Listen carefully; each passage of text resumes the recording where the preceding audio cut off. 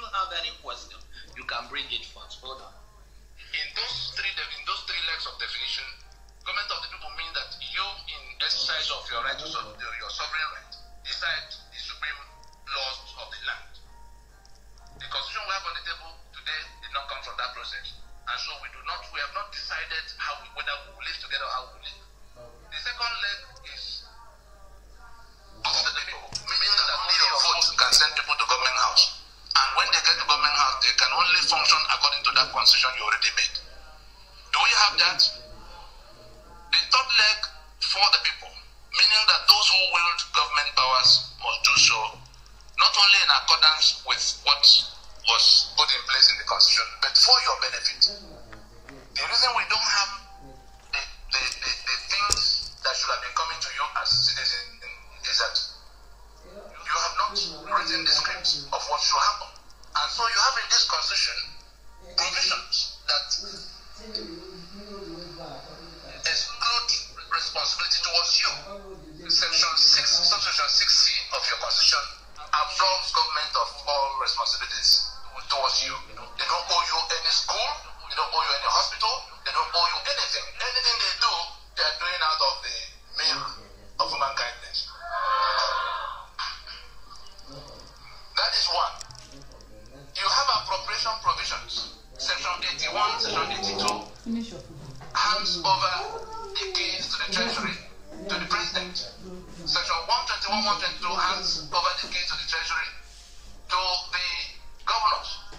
So they don't owe you any obligation. They have the spare key to the treasury. They have immunity in section 308. At what point are you going to get anything from them? How did you come about that constitution? By imposition. And what all this cry and demand for repairing this place goes to is to say, let us accept we have departed from the foundation of being a federation. Because if we were a federation, Lagos Port will belong to Lagos, oil and gas of Niger Delta belong to them. The middle belt, where killings are going on unabated, unchallenged, will have the right to defend themselves because they will have guns. The constitution has 68 items on the exclusive list, all written by decree, that makes it impossible for the middle belt to touch any gun. You saw when the governors went crying, and the president said, go home and live in peace with your Fulani Ben. If we do not remove that from that constitution, nothing will resolve that question. As it is for those killings, so it is for electricity. I cannot generate electricity because it's on the exclusive list. Lagos has 40 million people. It cannot generate electricity. Imagine the day comes that California cannot generate electricity and have to wait for men to come and give them electricity. They will leave the union. Imagine the day that Texas is no longer in control of its oil fields. Would they remain in the union for 24 hours? And it's supposed to be a federation. What's the federation? So we're in a front now in which the federation that collapsed is being sustained by brigandage, and they have imposed a constitution that we can no longer question. And anybody who says, what are you doing? What was Abiola's offense? Do you know why Abiola was killed? The servant does not rule over his master. So it's not only Jonathan that has to be chased away because he wasn't one of those who could preside. These same people are doing the killings in the middle belt, doing the killings in the east, doing the killings in the west. They're the ones who seize everybody's assets. They're the ones who impose this constitution. And you're telling them to go to elections under that constitution. By what constitution would they govern?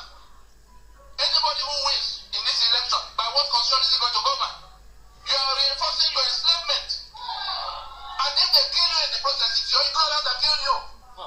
We've been going all over the place trying to tell people that this is what is the case. They are not listening. We went for the men of God in the land. Without exception. When? Sir, here's the problem. If Desmond Tutu did not join Mandela in South Africa, would you not still be in apartheid now?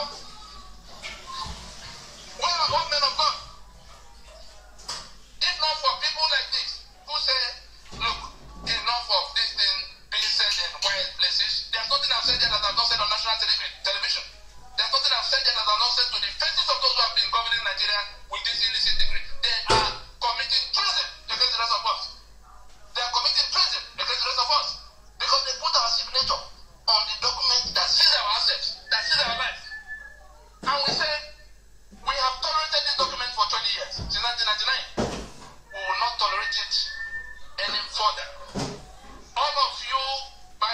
they finish the election, less than 1,500 people will be sworn as the ones who have won the election.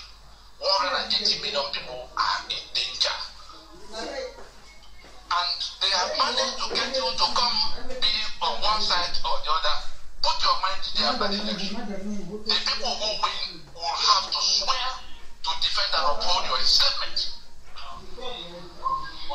But the summary of what we're telling our people now is that processes have been undertaken. The majority, all of the South, and the Middle Belt have been told and shown.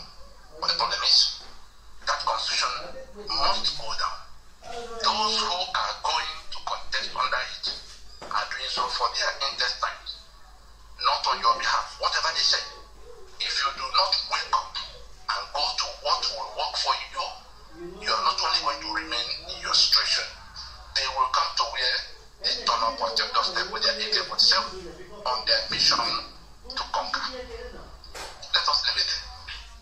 Thank you so much, Silver Lion. I believe you have listened to this. What do you have to say? Yes, and thank you for playing that.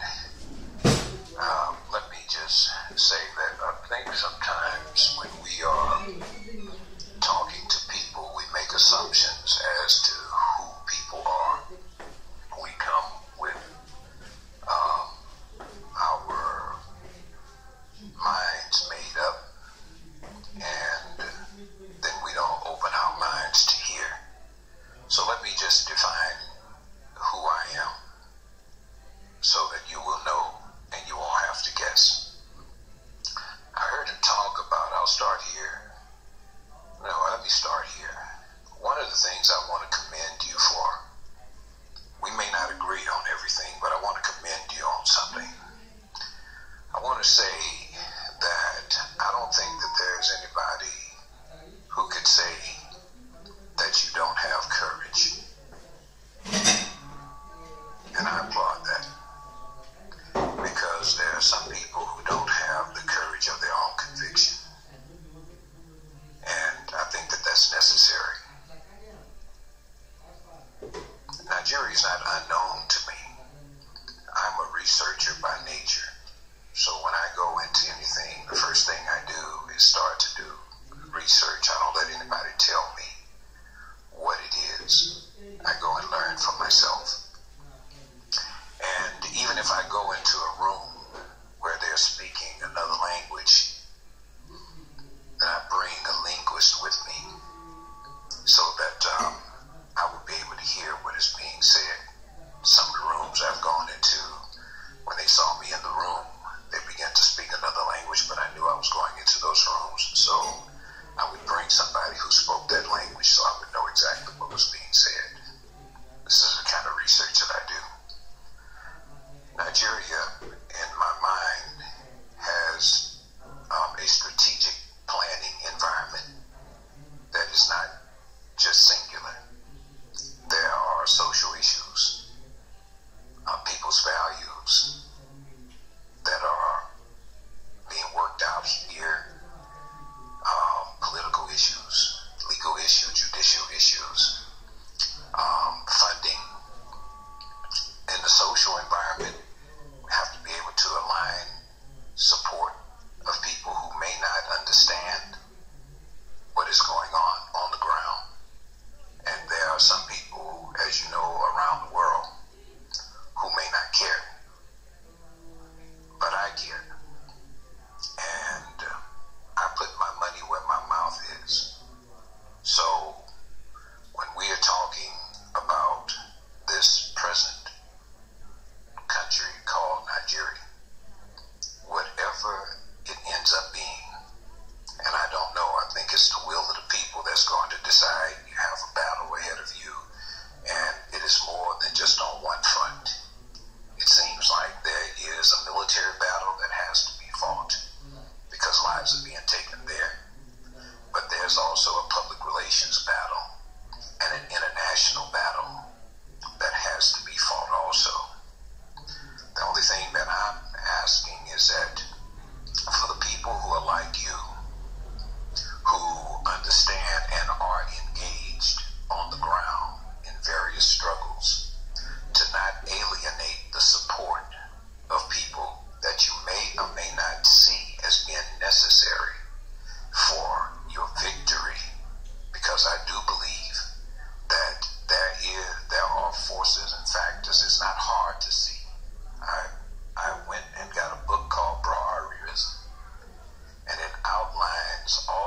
atrocities and the loss of life that has been caused under this administration.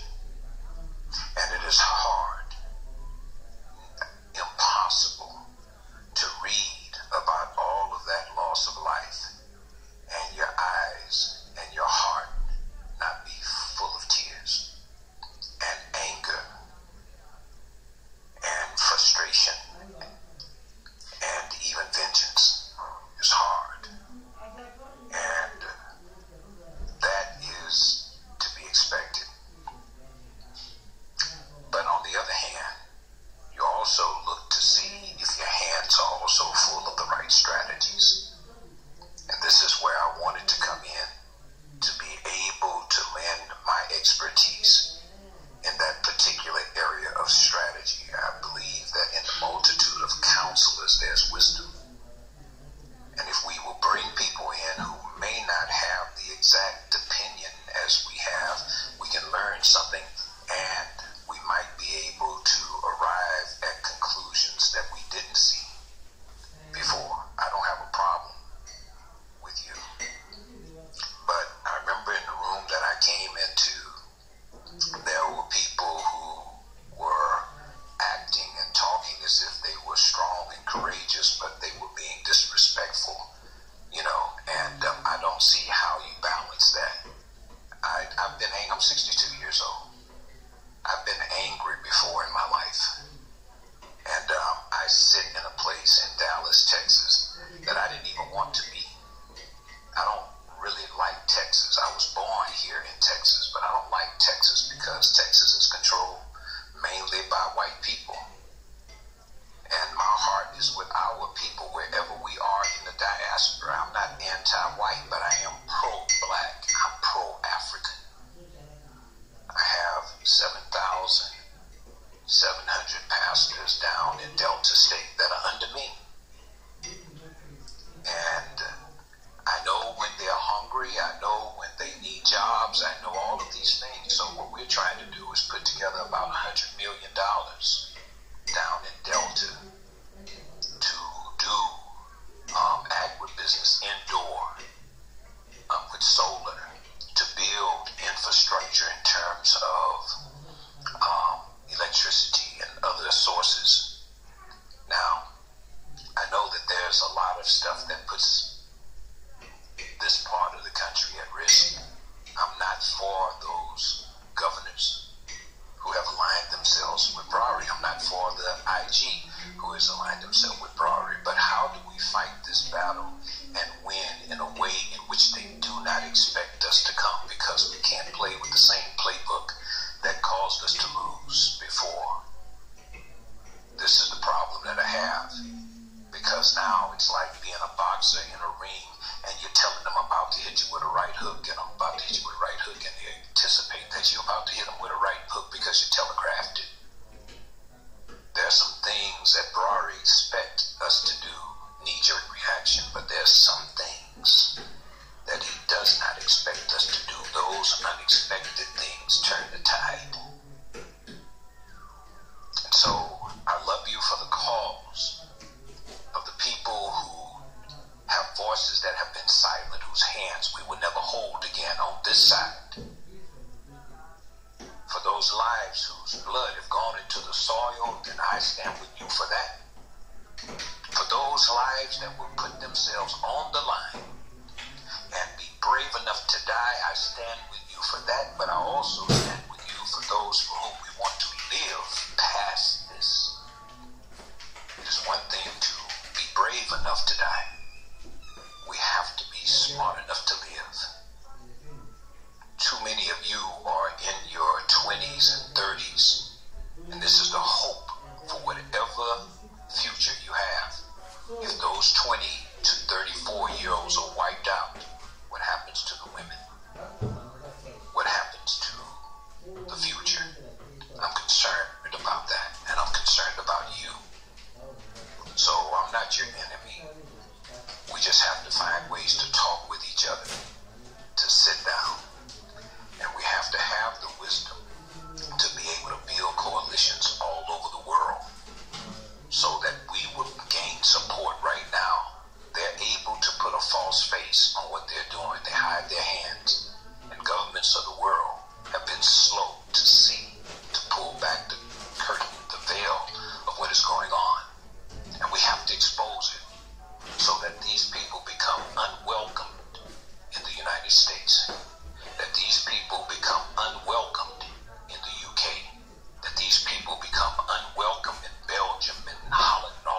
places so that they have nowhere to run, they now have to face what they've done.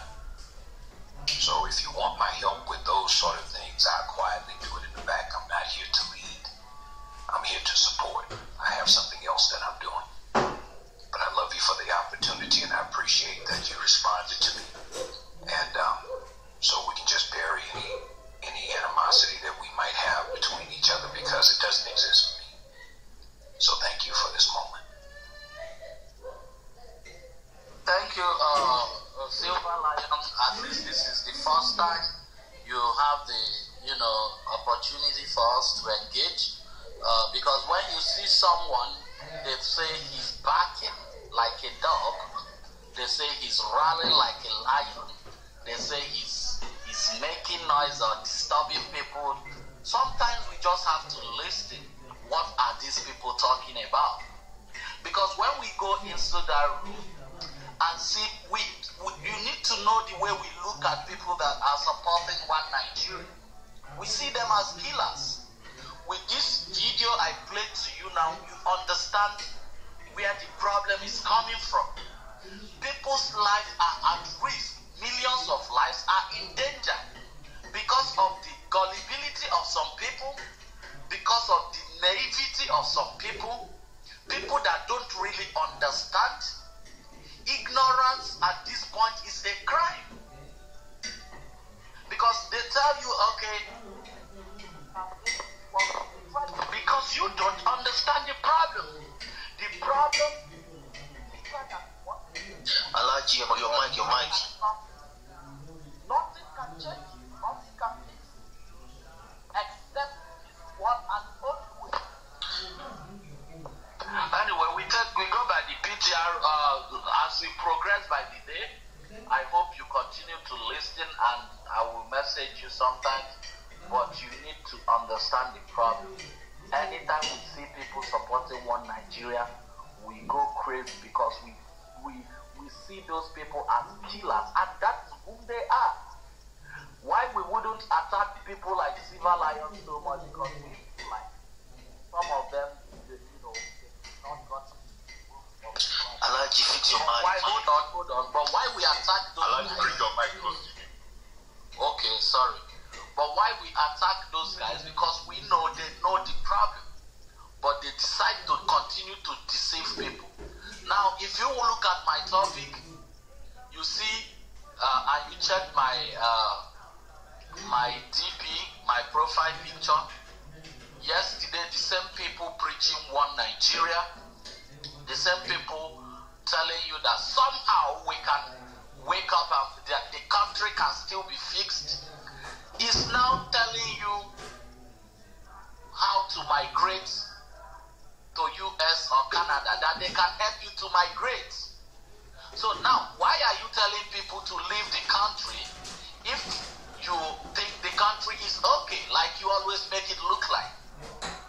Why are you telling the people to leave the country, that you can help them to leave the country, if you think it can be fixed? That is the hypocrisy we are talking about.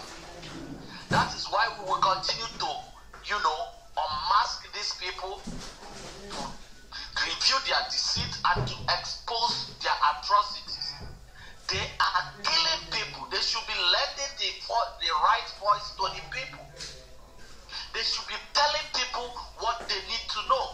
This education we are giving to people here, I've gotten more than 100 messages that people that need the link to this video I just played here, because many people have not even, they don't know. And it is big. Hello? Sorry, please mute your mic. Please mute your mic. Mute your mic. Go ahead. Many people don't know what is going on. Now, if there are no people to educate people on what the problem is, how will there ever be solution?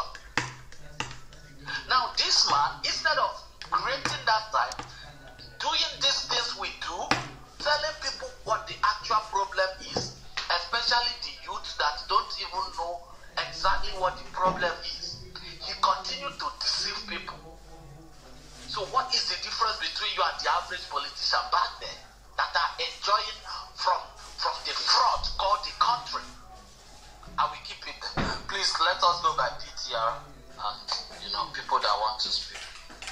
Okay, by the PTR, if you want to speak, if you have a submission, please, I want to. If you want to have the submission, you blink your mic, but you don't have maybe probably a little question to Silver Lion.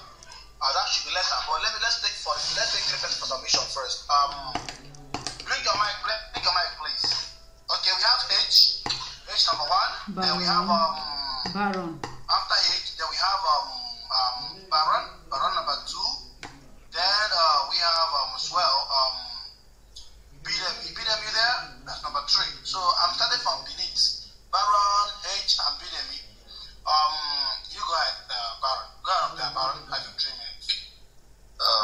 Thank you very much, Master. In as much as I would also like to point out the figures. You are not too late. I will also call what would I call it? People promoting Nigeria and people promoting. First things first. It's humans as a whole have we are purpose-driven creatures. We have motives. We have ideologies. We have intent, right? And separating intent from the person is making the person cease to exist, right? So, and that being said, I will draw you to the line that everybody on Clubhouse, everybody pushing for a movement. It could be homosexualism, it could be feminism, it could be political. There's always an intent that is hidden, probably subtly hidden in an undertone that is not being pronounced well. So that's why I go to tread with caution on Clubhouse. I think that's one of the reasons I don't like involving myself in Clubhouse conversations, because at the end of the day, we don't know the intent. But what I actually do is support a cause of anyone that is moving towards promoting humanity. And what do I mean by that? If your cause is to try to help establish and bring people out, regardless of what happens, we talk about this government has failed drastically, and we see what they do every day on the news. We go on the news, we watch news, and we hear things they do, and we condemn it, right? It's only a fool that will support anything government-wise. And throughout my stay on Clubhouse, people have talked succession with good points, like literal good points. Some have talked about one Nigeria with their own angle, right? Some have talked about regionalization of states, regional level, and all of that. They've talked about regional government. Yeah, these are all ideas. But at the end of the day, the idea that will fly is the one that favors humanity.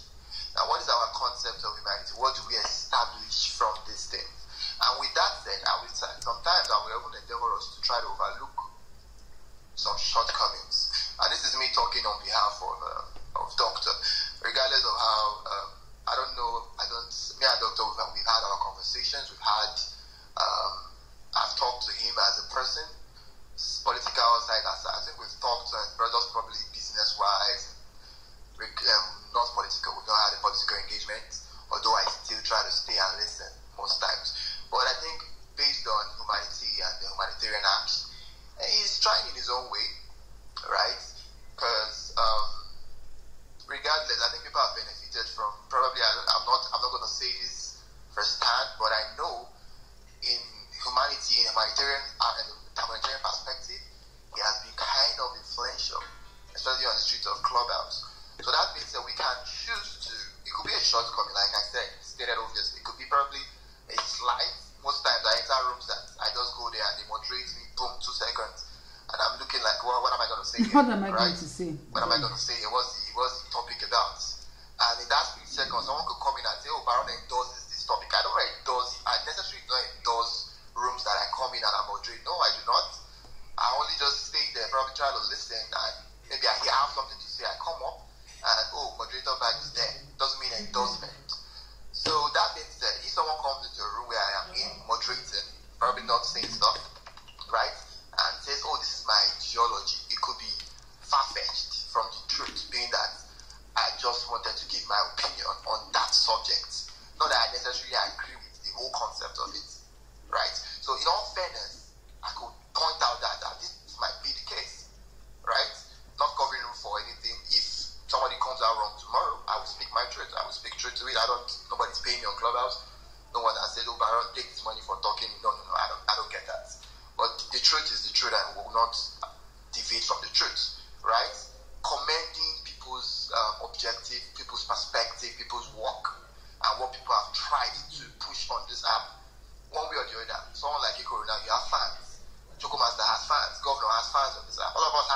that look up to us, right? For a message we are passing, and that's the things we should hold on to about ideologies. What are we passing out there? Is it bringing people from the state of blindness? Are we doing something to change the mind? In the rooms, 100 people, 200 people come in and listen. Are we trying to change something? Are we trying to wake up a dead stain in their mind, or is it something else, right? And that being said, I believe we all should try to stick to our agendas and create something, a movement that will change things. I applaud everybody doing what they are doing. I can't do it. I don't open rooms. I just try to listen into rooms. I cannot much open room and start creating topics, no. But I applaud everyone doing what they are doing. And I feel at the end of the day, when the whole journey is set, those with true intentions will be applauded. And those that play the wrong roles will be judged. And it's the end that matters, not the journey to the end. It's the end. The end result is what? When the end happens and probably secessionists win, one Nigeria wins, one party wins. The people, the players that play the game towards that end result.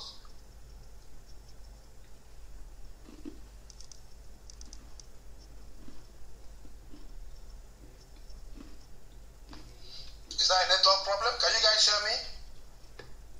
Yeah, but I didn't lost it. Okay. Yo, am I? We lost it for like 2 seconds or more. So go ahead. Are you serious? So I was just trying to actually. You're not addressing the question. Someone is saying, I'm at the moment on the fence, but there's a particular man who is not on the fence that is pushing one Nigeria, but he's trying to lure people onto that one Nigeria. Speak to that topic. You're dancing around. Yeah, Pato, sorry, hold on. I have spoken to that topic. I don't think you understand me. I am not, I said everybody has their agenda on Clubhouse. People are actively pushing one Nigeria. Others are actively pushing sectionism. And I said something. The end result is what matters. If Nigeria becomes better from sectionism to whatever, we will applaud that. And those that stood against it will be crucified. I will not stay against that. I was in the room and I presented the fact and said, you know what? One Nigeria should come and sell Nigeria to me. And I wasn't convinced for that one Nigeria. I was actively pushing one Nigeria at the time. But I wasn't convinced. It happened today. I was speaking in a Josh room and I spoke true to what I want, what I need, true to what I heard from people that I just. I condemned the act. I'm not supporting a Nigeria that will kill anybody. Of course not. What I will not support is the end result. I don't know the end game. No one here knows the end game. We are all pushing for something. And if it works, we will be on top of it. People that stood to push that movement, we will be there and be applauded. Because they stood for what they stood for. So that's what I'm saying. I'm saying whenever somebody's standing for, let them stand there. At the end of the day, when everything comes down to it, they'll be judged for what they stood for. That's what I'm saying. Thank you very much. I have a question for you. Thank you, Baron. Land your plane. You have a question for Baron? You say you have a question? Please 30 seconds quickly. Let's go to the next one. So quick one, Baron. In all honesty and fairness to you, do you think that the current system we have in Nigeria, like currently as of today, everything, do you think there's a future in view? Personally, of course not. Nobody, there's no future in Nigeria. I'm not going to lie to that. I've been saying, I've been in private rooms dragging this over and over again. There's no future in the concept called Nigeria as it stands. Right there, there's none. So what people are trying to do is that we are trying to see future in different ways, and that's why I do not condemn secessionists. Most times I try to listen to what they are saying without bias, right? But what I will not do is this. When I see people stand for one Nigeria, I want to see them play out what they are playing out for. What is the edge? What are they trying to get from it? What are the things they see is working in the country? What are the things they can point out? And I don't hear anything reasonable. That's why I can't argue. I can't sell one Nigeria. Yeah, unity beggars over. I mean, because don't put one near clubhouse that I've heard people sell the divided Nigeria, secessionist movement, the Biafra nation. I've heard them sell their points, and they sold it beautiful well. But I've not heard people sell one Nigeria to me, so I can't defend or stand for one Nigeria. I'm not standing for the concept, because as I stand, the one Nigeria has failed us. I was in the process actively involved from day one to the end. I know what I saw. I was injured. I was frontline injured. I said it and everything, right? I know how much I tried to drop out to do protest. So that concept of one Nigeria, as it stands, is a fox. It might not be achievable, right? So what I'm saying is that when people come out to preach, check myself just a second. When people come out to preach, I'm standing for one Nigeria, let them play it out, let them run with it. When people come out to say, let them run with it. At the end of the day, who's on the winning side, who's on the true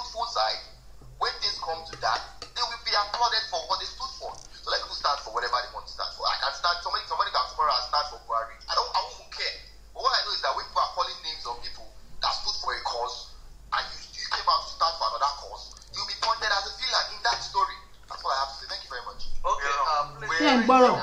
Tẹ́ gbọ́ bóyá. When whatever happened. I want to count you for it. Hold on. One mic.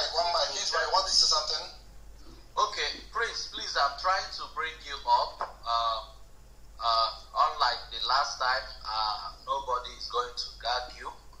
But I want to be very much convinced that you know what the problem is, but you just want to choose.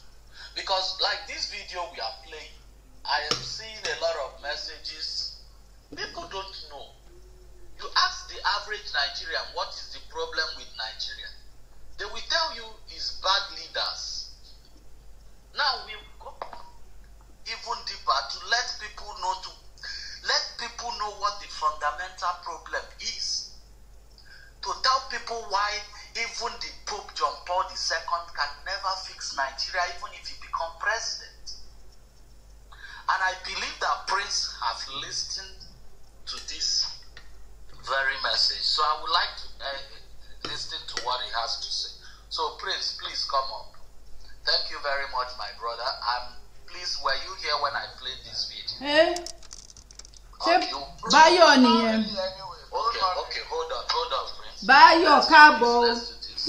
I will play this for you, Prince, and I will want to hear what you have to say, because we like the facts. All this grudge about Nigeria can never help us. Let me just play this, Prince. Hold on. We don't have the things that should have been coming to you as Kano had been broken into Nigeria between the two of them. So we came from being a federation into this unity. They came. Yes, that's okay. How Have you gotten the video well? One country. Okay. Bayo da. That's the level of.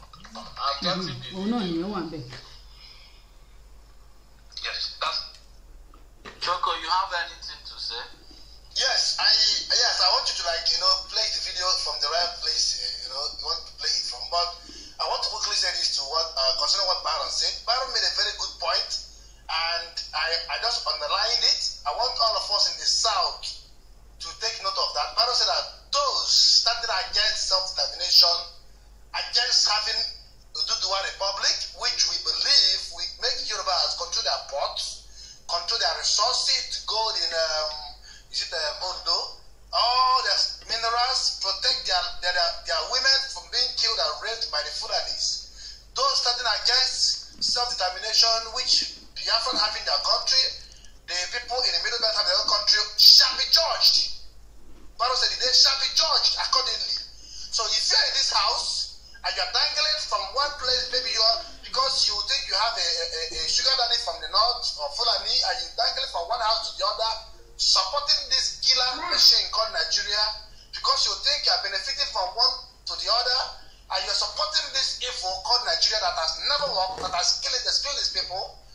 When we end up succeeding in saving lives, succeeding in having a great country that we made from this country, this contraption called Nigeria, you will be judged accordingly. And believe me, your judgment will even start before the country will break up, because you are a murderer, you are a terrorist by supporting this evil contraption called Nigeria that has killed its own children. Continue, but thank you.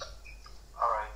Please, also, moderators, try to use your back channel as well. Okay, listen, Prince, I want to hear what Prince is candid view on this. Just hold on. They were getting ready. They had to make themselves constitutions, as like you have Germany and France and Portugal going into European Union. All the negotiations of what they will do for themselves and what they will allow the European Union authorities to do for them.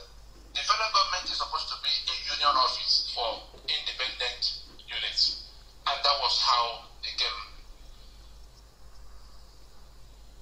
Yes, that's how they came to where they became one country, to have accepted that level of autonomy, and it was Ahmadu Bello that made that demand. In all, by 1966, the 5 constitutions that defined the federation, the coup came, those constitutions were toppled. All those were talking about restructuring and how it will happen. those constitutions that were toppled defined the Federation of Nigeria. From the moment they were toppled, the Federation of Nigeria ceased to be. The country was still in place, and a rogue federal government emerged. Elements who, wearing the garment of that Nigeria that had died, began to run riot, seizing the assets of all the federating units, which were contributing only 15% of their income as they agreed for the upkeep of the center. The center didn't own anything. So we came from being a federation into this unitarism.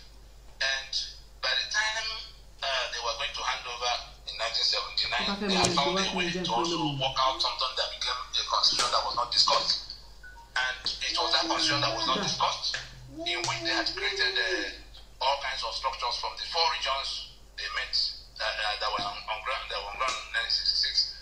We have now 36 states created by decree. So a new majority has emerged. Each of the states have 3 senators. And some of the 4 local government areas in which Kano alone has 44. And Lagos that had the same 20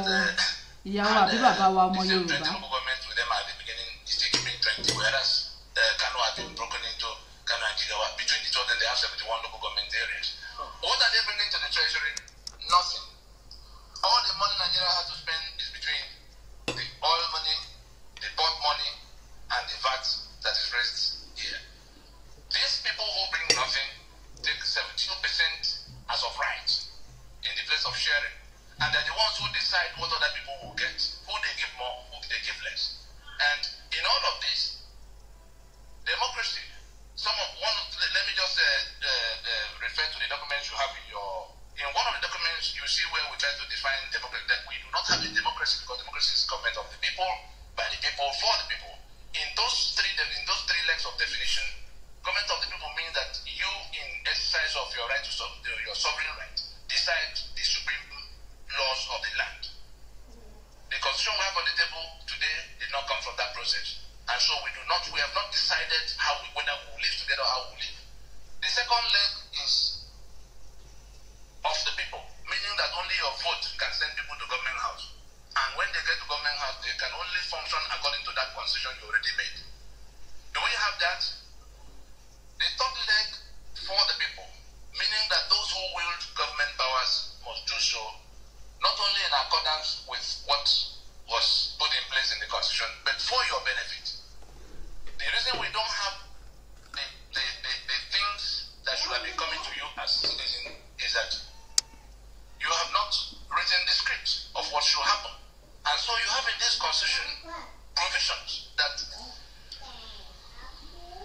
exclude responsibility towards you. Subsection 6C of your constitution absolves government of all responsibilities towards you. They don't owe you any school, they don't owe you any hospital, they don't owe you anything. Anything they do, they are doing out of the milk of human kindness. That is one.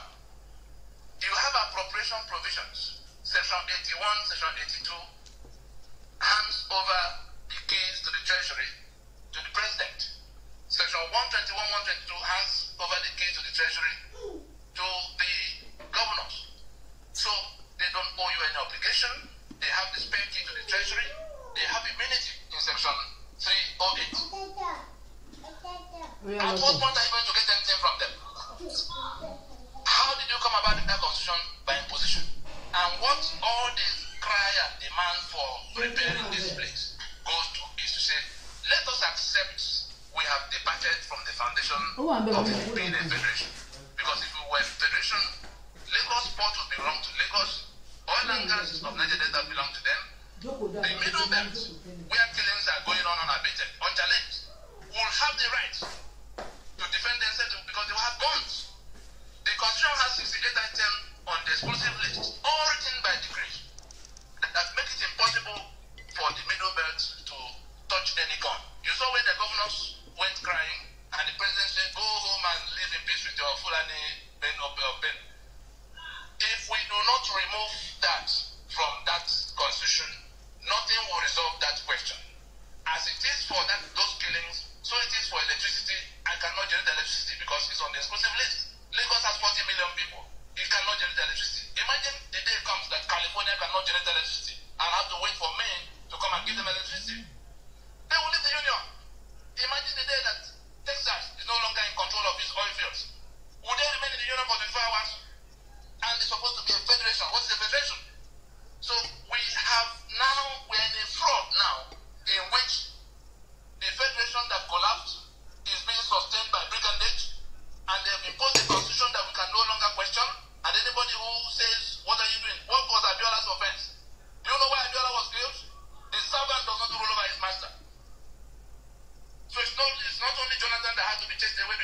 become one of those who could preside. These same people are doing the killings in the middle belt, doing the killings in the east, doing the killings in the west. They are the ones who seize everybody's assets. They are the ones who impose this constitution. And you join them to go to elections under that constitution. By what constitution would they govern?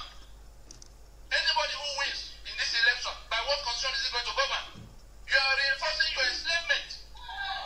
And if they kill you in the process, it's your ignorance that kill you. We've been going all over the place trying to tell people that this is what is the case. They are not listening. We went to the men of God in the land, without exception. When? Sir, here's the problem. If Desmond Tutu did not join Mandela in South Africa, would you not still be in apartheid now? Where are all men of God?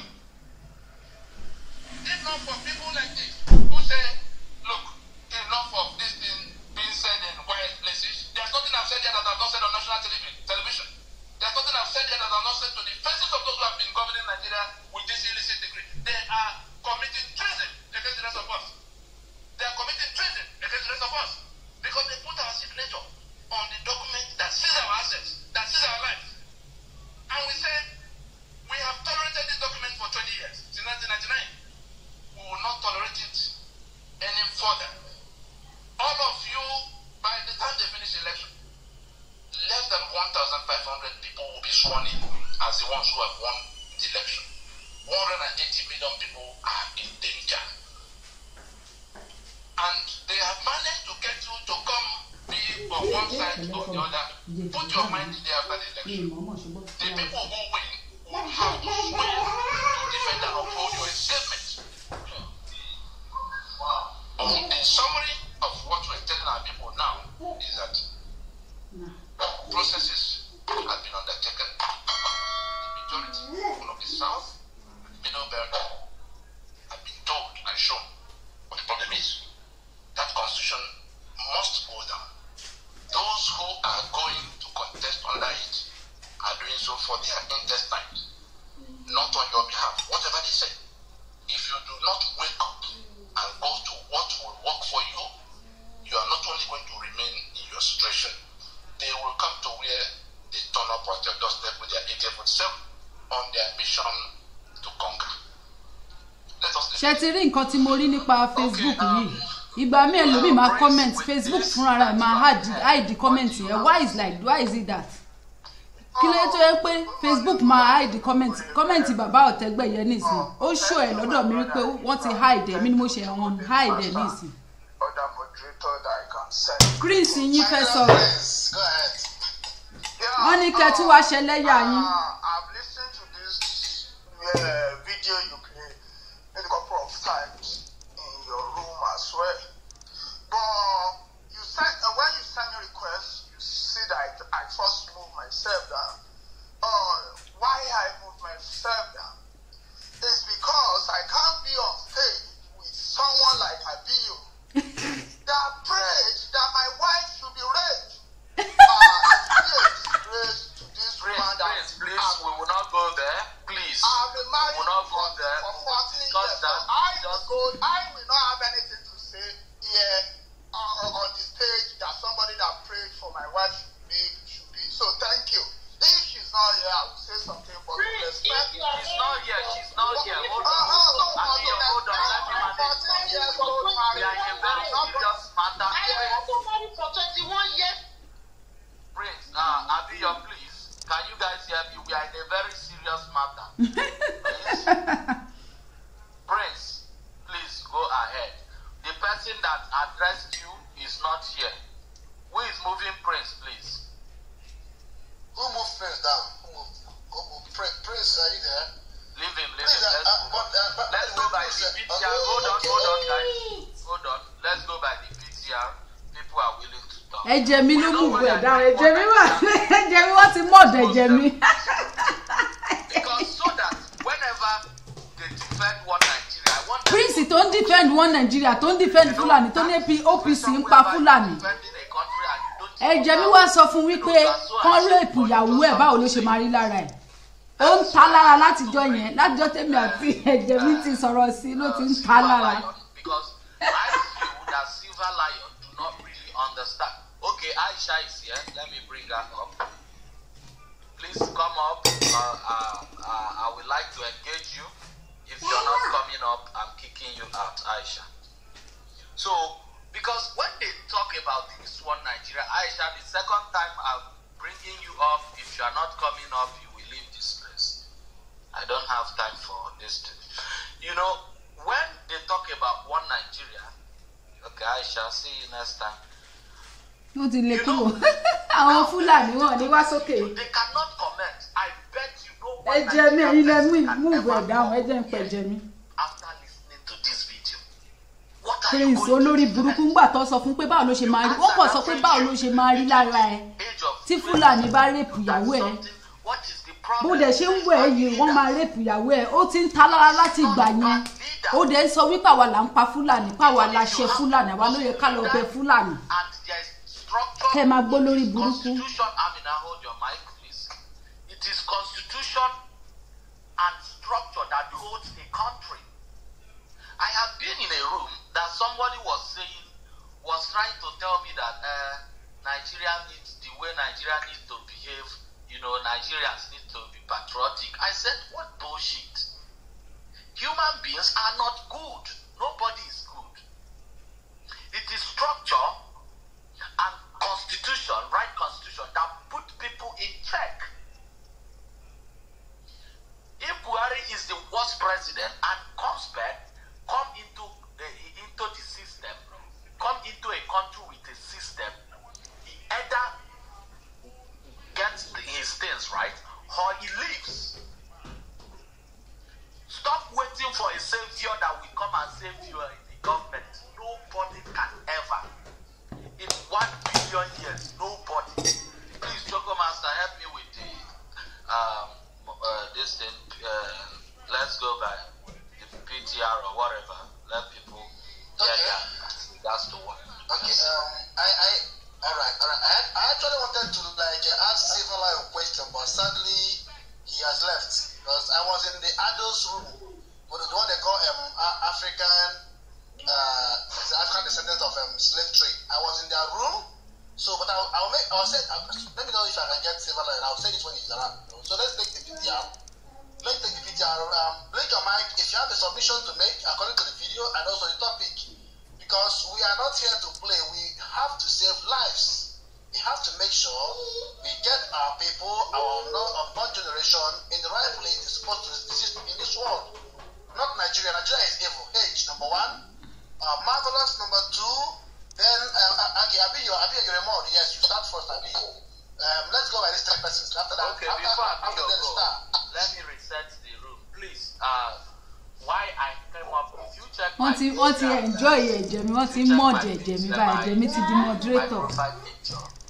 You will see the monsters that are supporting one and they always support one and stop lying, Islam police, you are lying. Who is that? Okay, Fúlàní ti dé o. Ó ti get started o. That is what they just come. They have even SK they should kick him out of this. So okay, I will bring SK. No, don't kick him Wọ́n out. ti dé o. Fúlàní ti dé o. This man, sorry. Don't kick him out. Let's listen. Don't kick him out. Don't kick him out. That guy that was saying you are lying. Wọ́n ti hide the comment yìí. Pato, you don't understand. Bàbá mi ò tẹ́gbẹ́ yẹn. You know you are not always around. We know these people. They can never say anything. You don't know them. Why he did this thing he did is thank you, nǹkan tó bẹ̀rẹ̀ nìyẹn. Very irresponsible and irredeemable. Humble slave of Fulani. That is if he is even a prince in the first place, bàbá mi. Bá mi gbé tíṣe tó ń já yẹn. Mo máa nù ẹ́, ó tún já mi. Ó lo opportunity yẹn láti já kan. And they are the one telling Nigerians to run away from Nigeria. Their money. So we are opening this room to talk about those stuff, and we are actually opening this room to show some atrocities that have been made by some other leaders in Nigeria. So if you know, we won't hold rooms like this every time. So follow the mud. So whenever we hold rooms like this, we get up to this if I can hear it. Okay, so before the speakers go, these are people, the way they talk about living one Nigeria, you know, that my friend Shoko Master said, they will tell you like, see Morocco, see Spain, see Libya, see Italy. They make it look so rosy, so that you just follow them. So why are you not telling Americans to visit Nigeria? Why are you not telling English to visit Nigeria? You need to stop deceiving people. You need to stop deceiving people. We need to. So if you look at the BTR, they spend 10 hours trying to tell people to leave the country. And when we come and tell people that this country is not working, we never work, you come against us. So what do you want? People are dying.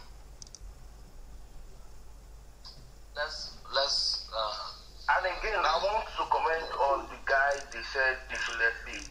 That guy came out and told all of us that if your father was doing Buhari's birthday, what is it called? Wedding, you are nobody, and you can never be nobody in Nigeria. That they own Nigeria. That you guys are just shouting for nothing. So the guy came out and said it to me. So I don't know why you guys still want him out here. Yeah. Please help me. I opened the hand raising. If you're here, please raise up your hand. Okay, I've seen you. Okay, so please let's take it. Vinny, you will be the fourth person. We can go now. Let's go. I think I'm the fourth person. Yeah, the first. Yeah. Thank you. First and foremost, I want to go back to the topic that telling us one Nigerian is good and advising people to move out of Nigeria and encouraging them, telling them to press a link. Why is it that it is the people that are for one Nigeria and those encouraging people to move out of the country? If the so-called one Nigeria is exactly one Nigeria, what they call it is, that is number one question. Another thing I want to answer to Prince, I have to answer him. Prince said that he caused his wife and children. Have you forgotten what you said? It was the response of what you said that brought that issue. I want to let you know, I am a mother. And I've been married for 21 years. And seeing a son of 20-something years being killed, how would you feel? Now it is painful for you to have that your wife should be raped, but you are not feeling the pain for others. It means it is an act of wickedness. The pain you felt now for your wife and your children, you must feel the same pain for other people. They are also human beings. They are also human beings. You should not be the type that will think about me. It's all about me. It's all about us. It's not only about you. It's about every one of us. I, as a mother, I felt the pains of motherhood. You will carry a baby in your womb for 9 months. Somebody will just come. You go through. Just come one day and kill that child. Now grow up to 20 to 28. And somebody from nowhere, because it's in the government, now kill that child. When you are being happy that very soon my child will be taking good care of me. That is the pain you felt right now that Abiyo caused your wife, that your wife should be raped. I never wish I did. It was only rape. Other mothers are being raped. Other sisters are being raped. You should felt for those people too. That is for you, Prince. For those who are for one Nigeria, I wish each and every one of them the good luck of those people that were being raped and being killed. I wish them the same luck. Thank you very much. ISESE.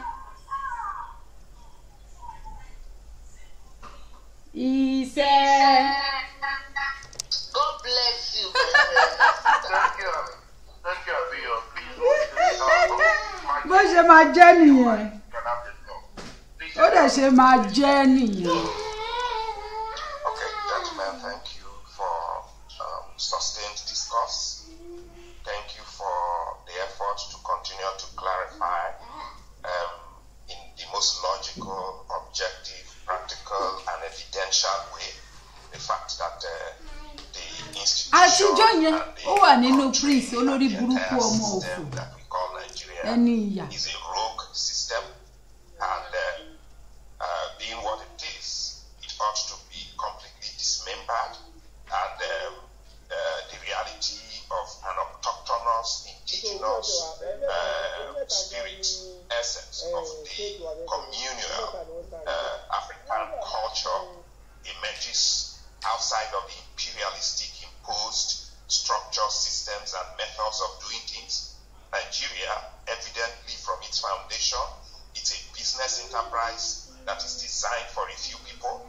Over the time, it has continuously displayed that the conditions have worsened and has not improved in any way, time after time, over the entire spectrum of time since it was founded by the entry of feudalist systems, imperialist systems, colonial systems to appropriate wealth and to design instruments for appropriation of wealth, whether it is its security system, whether it is its business model, whether it is its governance systems. All of them have been clear. We have also seen those people who have tried to attempt a reparation of this. They have never succeeded. It's 100 years and more going. No effort. We have not seen any tangible success. They are transmitting to subsequent generations that this is a bearable and repairable situation. They have not proven any evidence to all of us who are saying this system has not worked. And so the determination of people to continue by whatsoever method and means to continue to undo this system and evolve a new system for indigenous African people is something that we must continue to do. So those people who want to conceptualize a reparation under the name Nigeria do not even understand what that name embodies, entails, imbues, or has imbued from a whole legacy of failure. The moment you mention Nigeria, and the minds and hearts of people receive the totality of the energy, the vibration that has been invested in that name. When that vibration comes, the reaction of people will be against it. Any person who has suffered consequence, no water, no electricity, no roads, nothing. It is just a system of patronage, is a system of rent seeking, is a system of dependency, is a system. Mention anything, it has never been a system of growth, productivity, and promotion of the dignity of peoples and citizens. Nothing of that sort has been established in Nigeria or proven to be so. It is a system where that is in the Austrian state of whatever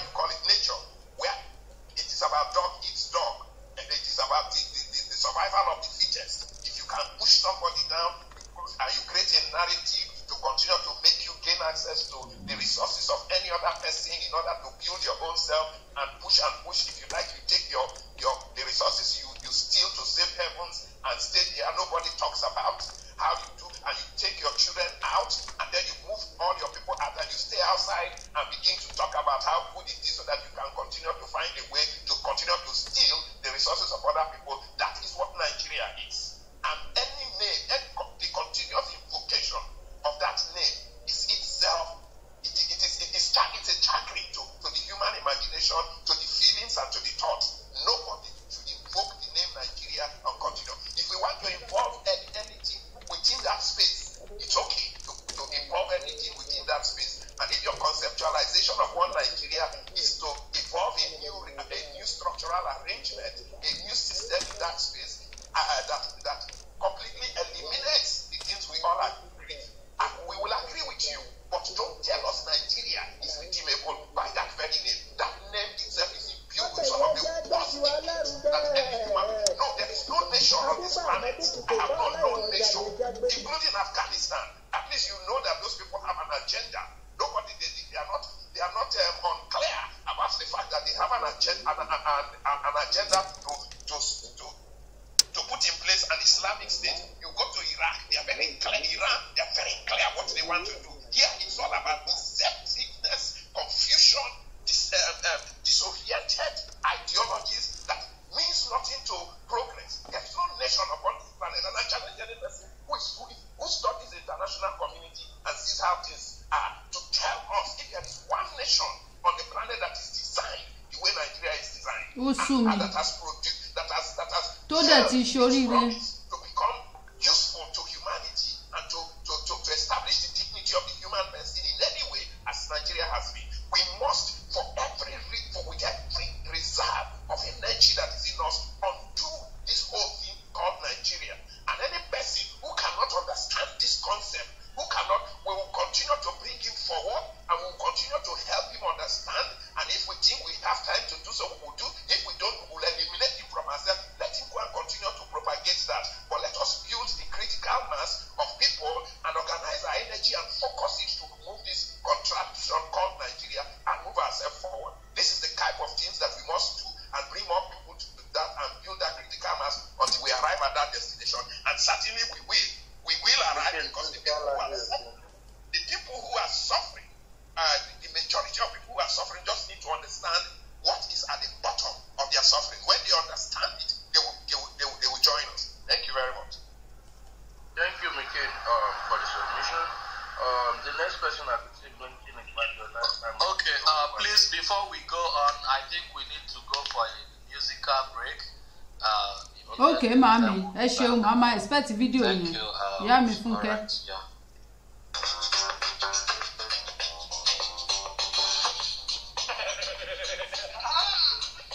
Enough.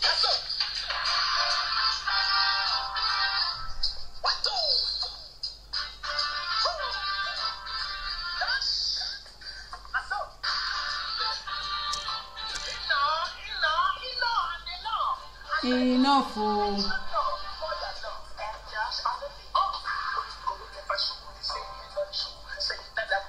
Enter Lagos.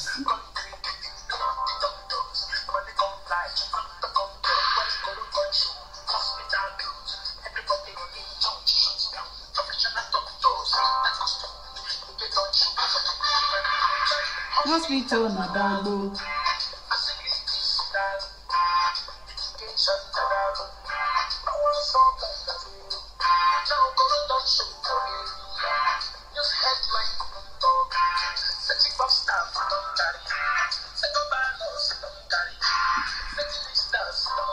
He be like president, don't carry him.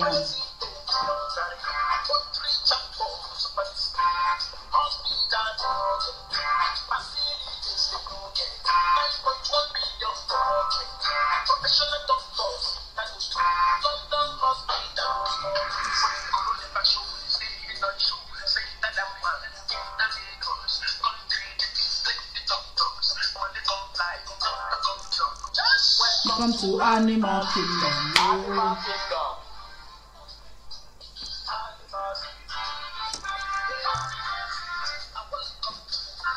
Country. That lady of that day said only maggot will survive in the pit latrine. Only maggot.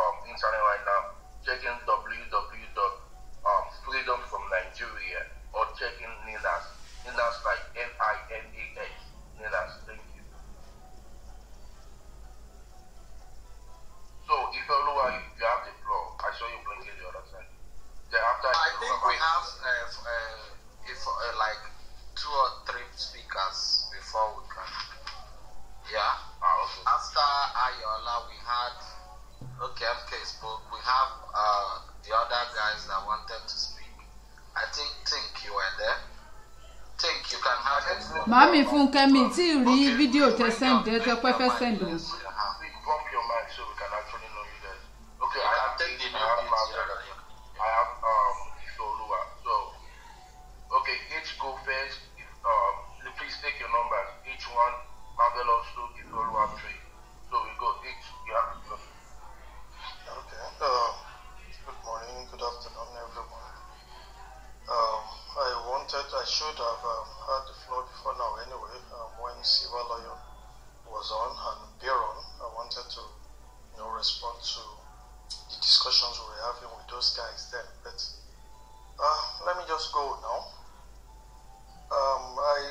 There's this clip about this man that was talking about Pantami on channels recently. I think the spokesperson for Khan or something like that, and he made a statement. He said it is not about how overwhelming darkness is, but about the failure of people to shine the littlest of lights.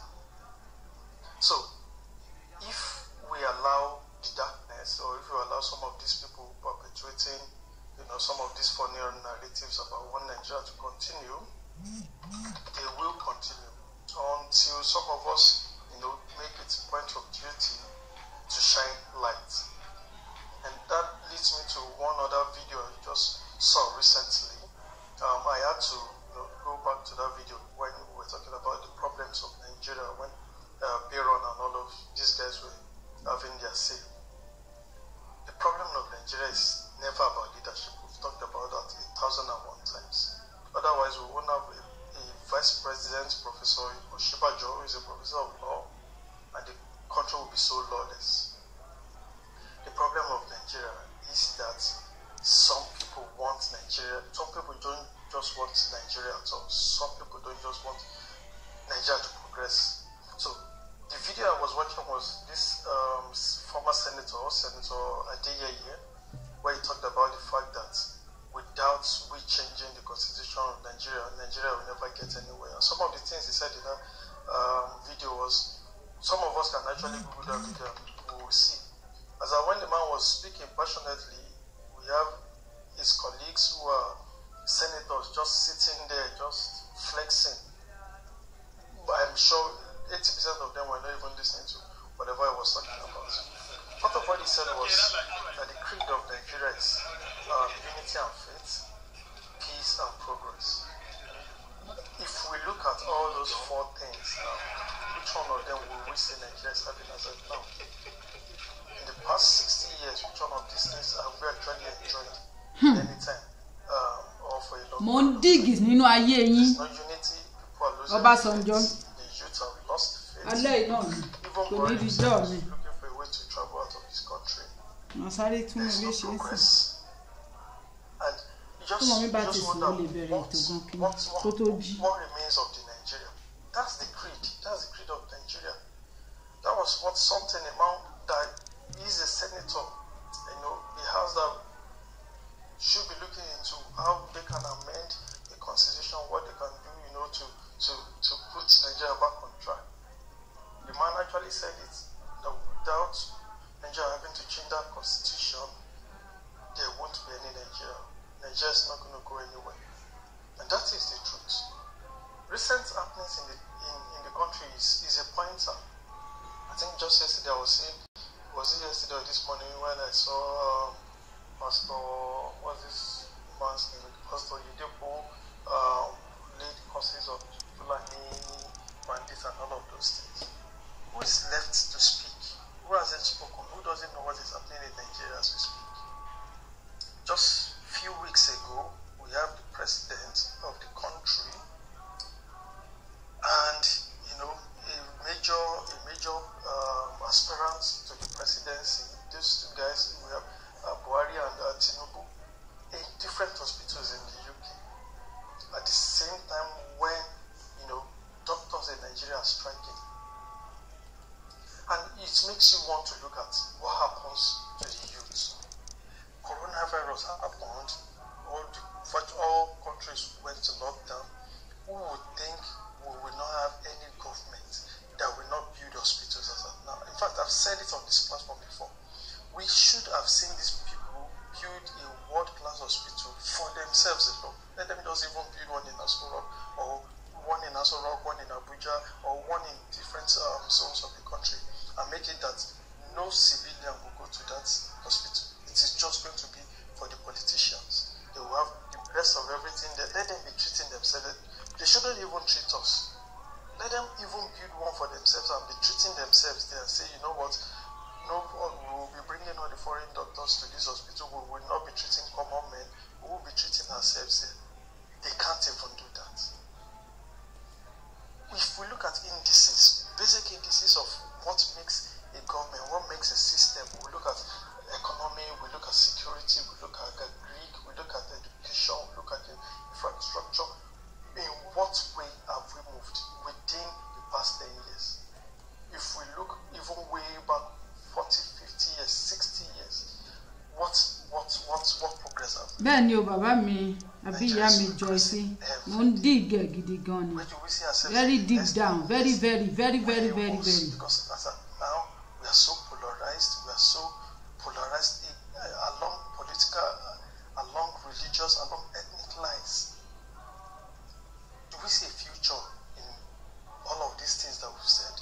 Unemployment is on the high, Yahoo boys are everywhere, nobody even wants to go to school anymore. The youths that are even going to school, they are just, you know, probably just going in with the aim of, you know, once I finish, I just want to escape from the country. Even the politicians themselves, they are looking for a way to run away from the country. What do we, these are the questions we've been asking people. If we want to keep Nigeria, what are we keeping? What is, if we still have the oil, and we say, oh, it's even the oil that we are keeping, the oil is becoming useless. If you come to US, to Europe, you see private individuals now having, you know, charging ports for their cars in their homes now. You see by the walls outside in their homes.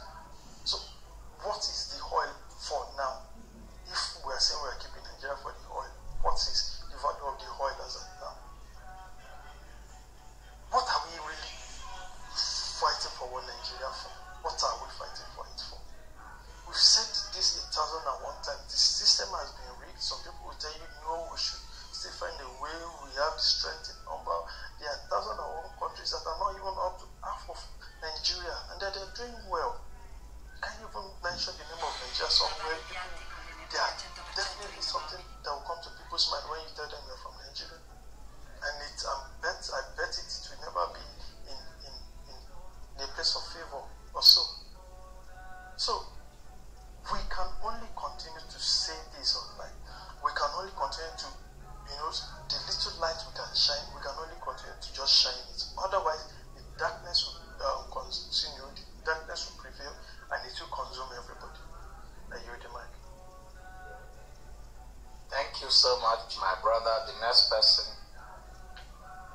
Okay, thank you very much. For me, I will try to make it short.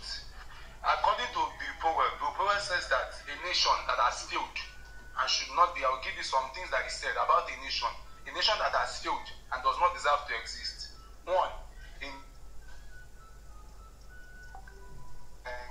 strike. Two, as we know in Nigeria, corruption is the order of decay, or the A, and decay is a normal thing.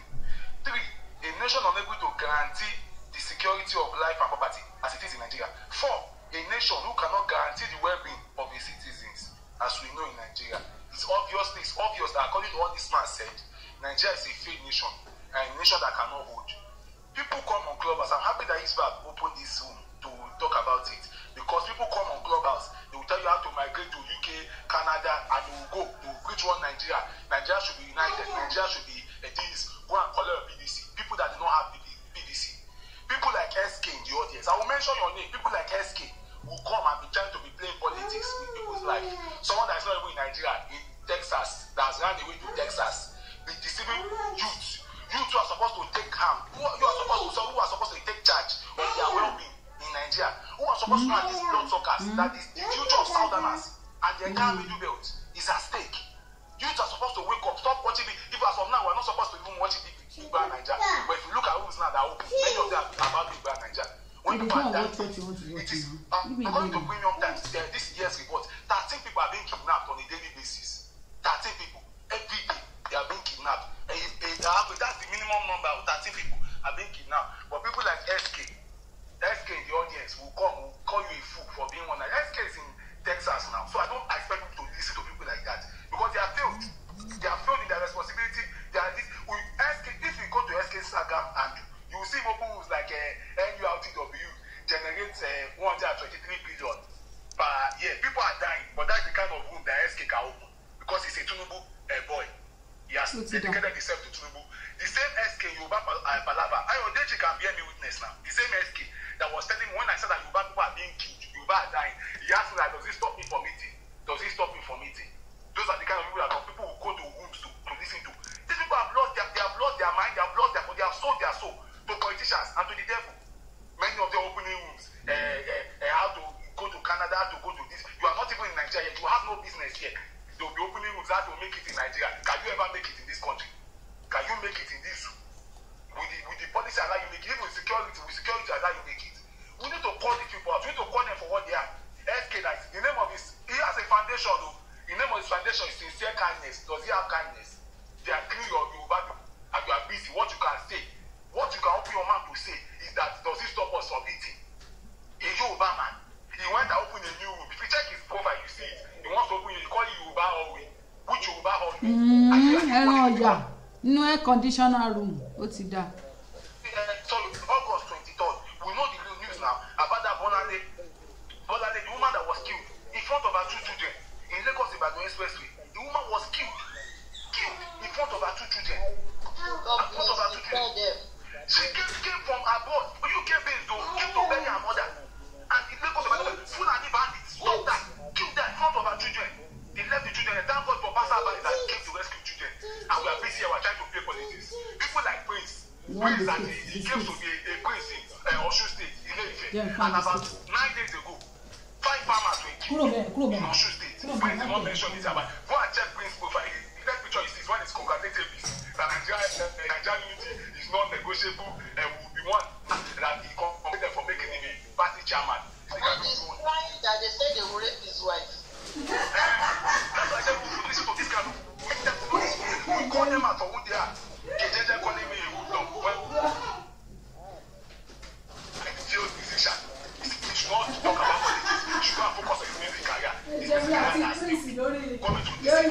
sí nǹkan tó máa múlẹ̀. I will know people call you out for who you are.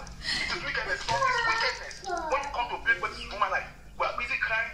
Look at Benue State and Black Tuesday. Look at the killing going on there. It is so bad that even survivors cannot get treatment because doctors are on strike. They can't give anybody blood. Some people are dying because of shortage of blood. Doctors are on strike. We need to start saying the truth.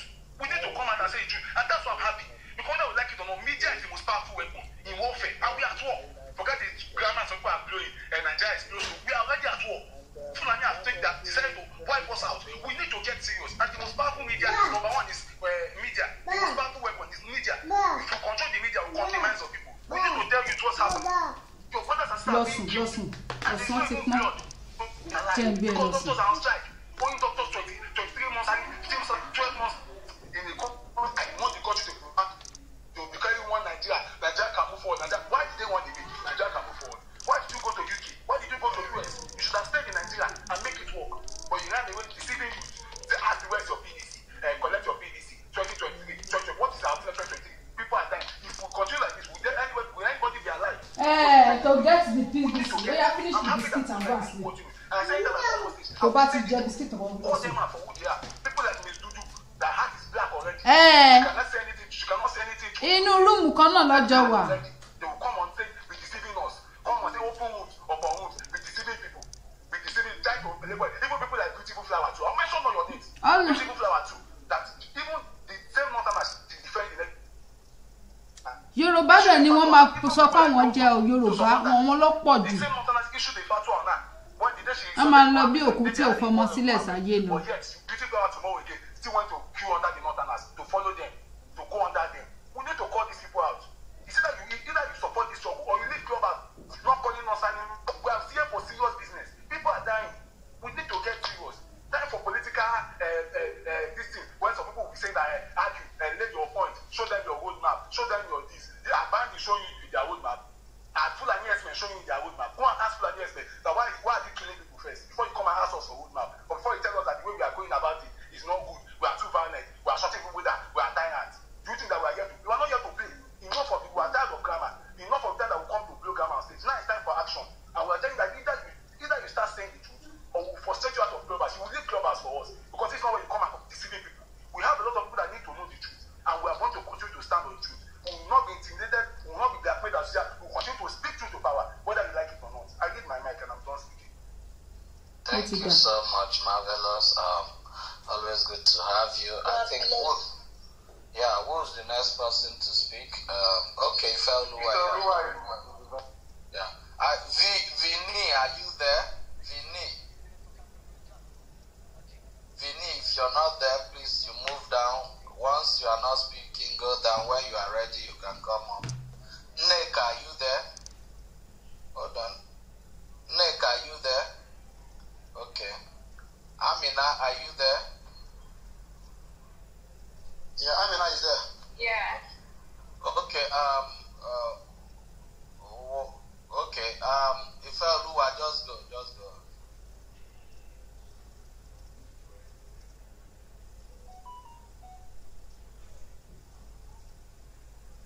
Ifeoluwa, are you there? It's like your network is bad.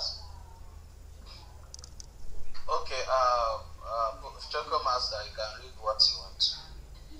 Okay, I actually want to quickly read this to you guys, and some people see it as a failure on the side of Buhari, but you know that Buhari did these things deliberately because he knows what he's doing, because that's the best way they can you know, when people say that we are in a very deep mess in Nigeria, these guys have agenda, you guys don't know. Let me go ahead and read it. In this Buhari regime alone, they have succeeded in trying to do what they do best so that they can subjugate you, make you to suffer, and they will continue to control their way of thinking and carry out their agenda. Number one, in this Buhari regime, which is a jihadist, Fulani terrorist apartheid government, they ban Twitter. Let me read them out. Twitter ban, crypto ban. Dollar is almost 515 naira now. The inflation is almost 17 to 18%. They went to Lekki and killed innocent youth, almost 150. They have murdered people in Zaria. They are owing almost 4 trillion naira. And now Nigeria is the capital of the world. There are so many out of school children, doubled in more than 80%. same regime should and protect the terrorist killer herdsmen killing people in their communities. The same devilish regime is promoting and also defending Boko Haram, putting them in the army. This devilish regime, which they have set up in place for them to control everything and subjugate and enslave and conquer Nigeria, is equally what is there while Boko Haram is controlling territories. So let me tell you guys, if you think we should continue with this mess, if you think Buhari don't know what he's doing, that means you are evil, you are inhuman, and you are wicked. You're not supposed to exist. Thank you so much, and let's continue the enlightenment. Bọ̀bọ̀ tó sọ̀rọ̀ tán yìí á fi Yorùbá á fi Ìgbò ni o. Okay, Ifeoluwa, hold on. Abíọ́dún. We'll get lórúkọ to ẹ̀. Ifeoluwa. Á fi Yorùbá á fi Ìgbò ni. Ìyá ẹ̀ ní Yorùbá, bàbá ẹ̀ ní Ìgbò. Yeah, thank you very much. Can you hear me? Am I audible now? Yeah. Okay. Thank you very much. Good morning, good afternoon, good evening to everyone. First of all, I want to say well done to moderators. I'm one person who is tired of Nigeria. First of all, I don't like Nigeria. Tell me who is not tired. Nigeria, right? I just want to live insanity, right? Or waking up every day, hearing of things happening in the country that I call mine, right? And I'm uncertain about what would happen next to me. Gives me worry for concern. I love the fact that I've been enlightened. I love the fact that people like Isba, Chokomas, and others are providing knowledge, enlightening, right?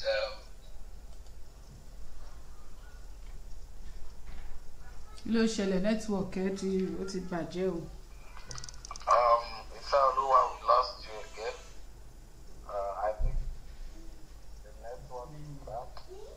Okay, Tink, are you there? Tink, can you guys hear me? Yes, I can, but I'll pass for now. I'm a bit busy now. I'll come back. Dean, are you there? Dean and why? Okay, you can go then. We have a minute. So, I don't know. When I saw the title here, that's what really dragged me in. I was like, why would someone who is outside Nigeria? I don't know for wherever. I can't really talk about other people's location, but here in the UK, when you read about Nigerian news outside, I think it gives you the worst feeling, even better than, or let's say higher than it would be if you were in Nigeria. When I was in Nigeria, I didn't really feel that much, but since I left, Jesus Christ, I have, when you read news, I don't know, if you're in Nigeria, you don't understand what normality means. You think what's happening in Nigeria is, let's say, normal, but when you come out, you'll be like, no, we are not even living in a bush. It's not even qualified to be called a bush. Like for someone to be that comfortable in another person's country, and then all of a sudden you start telling people in Nigeria that are suffering, facing the whole bullshit and all that. There's a friend who got back from Germany to what's it called again? Somewhere in Anambra. Do you know he got killed? Just like that. That's to tell you, whether even if you like have Rolls Royce, have whatever it is you want to have, and then your country is not normal, then all those things are bullshit. But having that kind of conscience to come and then tell yourself, let's say, preaching whatever it is to people that Nigeria can be won, how can it be? It has gotten to a point where I can't even tell someone I'm Nigerian. I say, oh, I'm African. That's what I just said. Because people are beginning to know what's happening in Nigeria. That's the truth. So when you say you're Nigerian, they just look at you like, there's already a conceptual change. Normally, even saying you're Nigerian, the first thing is calm. And then now the next thing is that your country is not even making sense. Okay, I was in school one day and I was sitting down. So this guy got in, an Indian guy. He just walked up to me and he's like, are you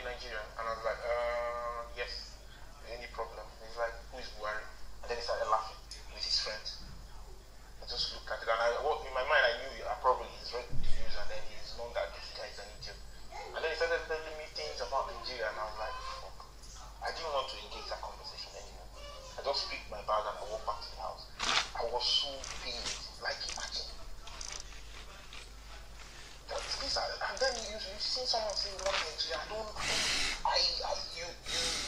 okay, let's say you're trying to be reasonable, you want to talk to yourself, okay, let me believe this, one Nigeria. What has Nigeria done for an average citizen? It has gotten to a point where if you want to be sane wherever you are, you don't read news. But the truth is, these things will always get to you when you talk to your loved ones. Like, oh, see what happened today, see what happened last week, see what's still happening. You know? You see, you hear things, people just leave, and people just carry guns and cows, and they kill people that have no business with them. A country that two different divides where they have nothing in common, and then someone sits down somewhere because he's getting 200k, 10k, 8k from all these silly guys, and then you come to preach. One Nigeria, I don't know what one Nigeria means, because it doesn't make sense. It's impossible. So what I'm saying is, I think it has gotten to a point where we have to start educating people, because I think that's the first step. Many people don't understand themselves, especially where I was raised. I'll say Akwa Ibom State. They don't seem to understand what is happening. You know, I think it's a general thing in the South. The South, we tend to be picking quarrels from the wrong places. We have problems with ourselves rather than where the real problem is coming from. We think it's because we think it's let's say a tribal thing. It's not. It has never been. The problem is we don't even know. Agree much on our problem to even solve it. You could plan out something. Okay, let's go about this way, and then you see people saboteurs, and you're wondering why because he has no understanding of the history of where he's from. He does not even understand Nigeria. He does not know that country is not a country. That is not supposed to be a name. When people don't know history, it's bound to repeat itself or continue. You are bound to stay in enslavement. So that's I don't know. I have a lot to say, but I think I'll limit it at this point. Thank you so much, my brother. I don't know, Ifelua, we've been trying to get you on. Are you back? Yeah, I'm back. Can you hear me now? Yeah, please make sure your signal is good. Then you can have to. Adami not spoken. Elijah, Adami not spoken. Sorry. She will speak. Just go on. Hey, yes, Baba mi otegbe yeti ma people you own you. He said his mother is from Ewekoro local government. Thank you. Go on. You know, it's Clubhouse. I totally forgot that I was on VPN. I think that's what has been messing up with my internet. I just turned off the VPN.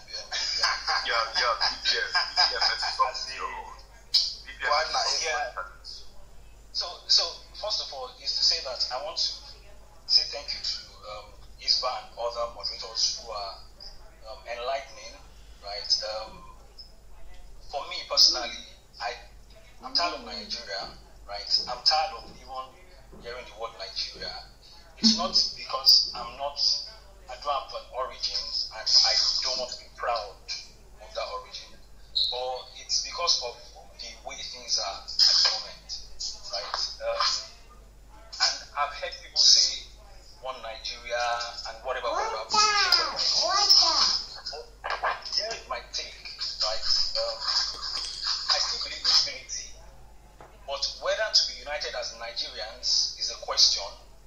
Whether to be united as Yoruba nations or Biafran nations and all that, I don't know whether that is even going to be the solution. Having one Yoruba nation or having one Biafran nation, whatever way it may be, I don't know if it's that unity that we need, so to speak. Because I don't know of any nation that is united, right? But there are things that govern whether or not a nation or a country would be successful, habitable, and one that one would want to associate with. Right? I don't know if it was Isba or who was playing something about the Constitution, right? Which I think is the major problem. I don't know. I read that the Constitution has been, we've had about 5 constitutions, and the one we are presently working with, 1999 Constitution is the last one that was amended. And I began to see how from the 1960 Constitution to the 1970 whatever Constitution and all that, up until the 1999 Constitution, how things were systematically changed to bring us to where we are today. When I saw the 1960 Constitution and or the 1963 and 1970 whatever Constitution, it still made sense to me. But my question is, who were the people that came together and amended the Constitution to what we have today? The question is, some people came together. I don't think we had separated at that point. We were still called probably Federal Republic of Nigeria. But some people were able to amend that. The question is, in the state that we are in, we've seen the loopholes in this Constitution. We've seen where the Constitution, like you said, has exclusive rights and all that. Who are the people rather that can break down that Constitution and rewrite it to benefit every citizen? It's a question I'm asking. Is it the judiciary? Is it the whatever? And even if you say it's the judiciary, the judiciary is also governed by people from a particular region, right? Is there a way, right? Is there a way? I'm just asking a sincere question. Anybody can answer me.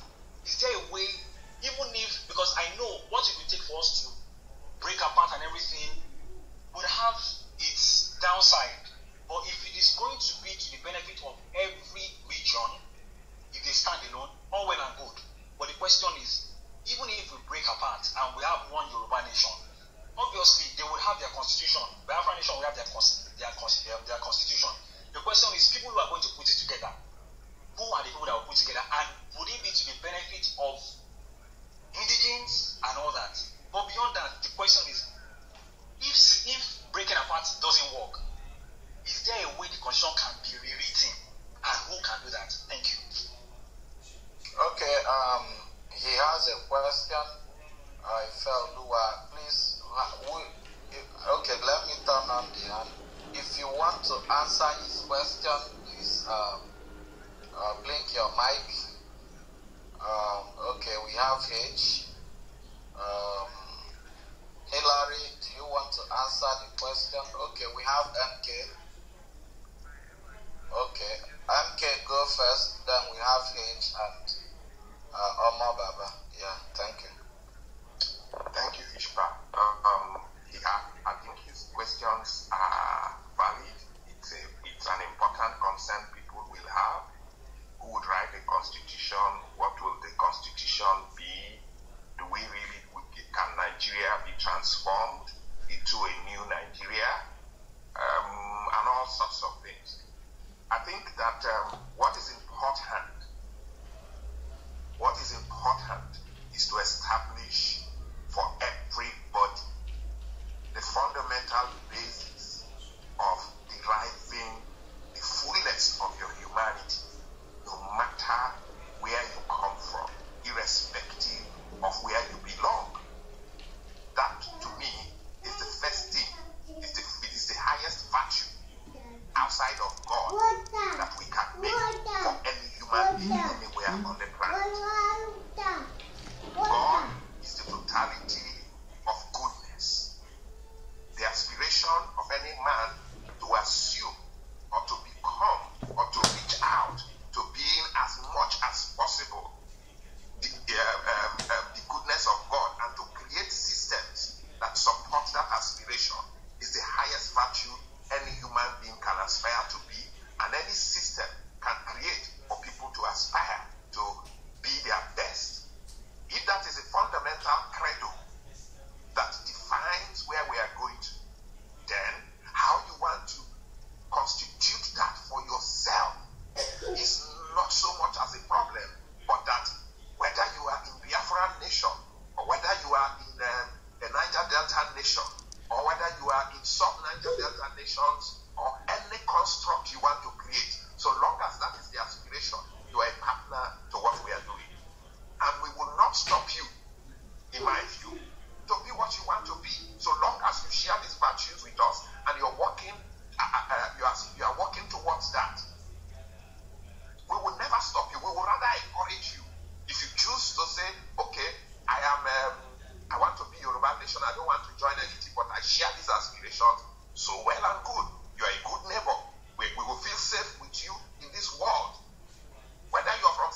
as in Gambia, you want to join this movement, wheresoever, and you have this aspiration, very well, whether you are in America or whether you are in Europe, wheresoever you are, and this is what you stand for, we are willing to work with you to do that.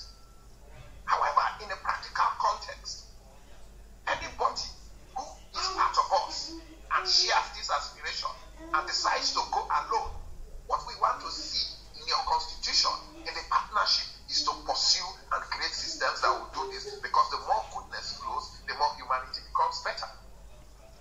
But it is also important to think as you move that even though you want to go in that direction, it is better for us to pull together and create autonomy for each of us, independence for each of us, but establish the interdependence. And so if we want to create for the purpose, if for nothing else, the more the merrier, for the purpose of even the black races, and say, look, the black races have suffered too much. There is no model on this planet, except for the emerging realities of Rwanda now, which is trying to give us some level of dignity and respect in the international community.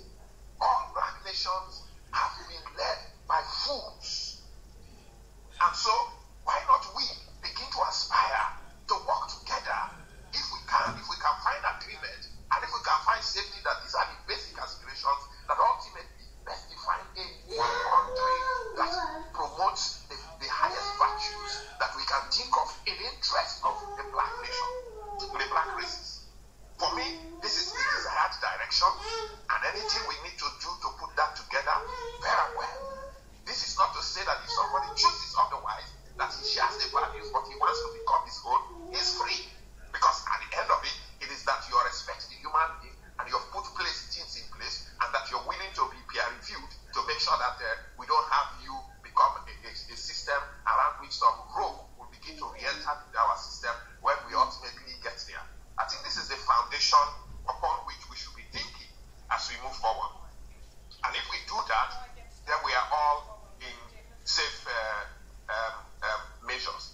I think that this is the way I want to see that it is not to gag anybody.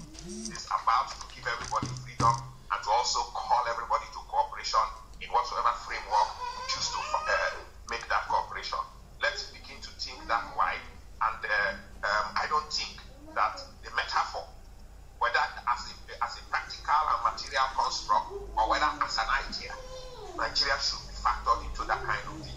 It is too negative a word to even waste your energy trying to say you want to reconstruct. Let us completely deconstruct this Nigerian thing and do something that has our own identity as Africans. Thank you very much. Thank you so much, my brother MK. You always sit in the nails. Please, the next person to answer that is that H? Yeah, okay. But quickly, Isba, can you please restate the question again, because MK's take on it quite threw me off the question. Please. Okay, Ifelu, please repeat your question. Yeah, thank you very much. So, H, my question was, beyond the word one Nigeria, which I feel those who are propagating that is just okay, we live in unity, we should not break apart. That's not my problem. My problem is, okay, people are agitating for Yoruba nation and all that and all that. And like someone said, our problem is not leadership. Our problem is systems put in place. And what's that system? It's our constitution, right? I've gone through about 5 different constitutions until we have the 1999 as amended. And I saw how things were changed little by little, and that has brought us to where we are. My question is, we are in this quagmire. Is there anything that can be done to rewrite that constitution that probably would maybe not take us to that? Okay. I think I get the question now. Okay. Thank you. 2 things have come to my mind. The very first thing is the concept of democracy. Yeah. With democracy have come constitution. On the basis of democracy, that is only when the constitution can operate. What happens in democracy? There's egalitarianism, their core shared values and all of those.